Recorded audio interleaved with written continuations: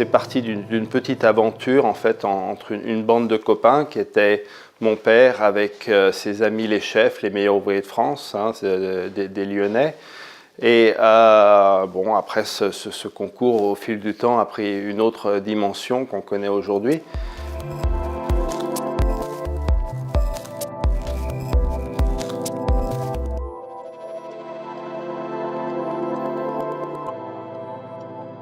Je pense que le concours, c'est surtout un reflet de ce qui se passe dans chaque pays. Et quand je dis ça, on voit par exemple sur les 2 dernières éditions, où vous avez eu le Japon qui est monté sur la 3e place.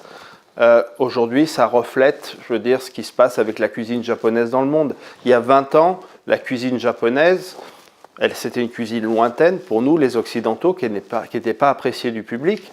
Aujourd'hui, c'est plus le cas. On voit des sushis de partout.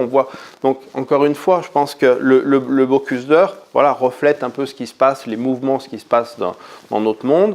Donc, ça montre, voilà, que ce sont des pays qui aujourd'hui, non seulement s'affirment tous les jours dans leur cuisine, mais aussi, voilà, sur le Bocuse d'Or. On pense souvent à ces chefs scandinaves qui, en fait, n'ont pas une culture culinaire comme on peut l'avoir dans des pays comme la France, l'Italie ou l'Espagne, vous voyez.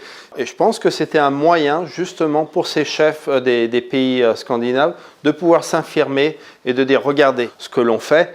Ils sont rentrés chez eux, ils ont tout de suite ouvert leur restaurant. Et voilà, c'était un véritable tremplin pour leur carrière professionnelle. On reste fidèle à notre ADN, avec ces mêmes racines. On va suivre les évolutions.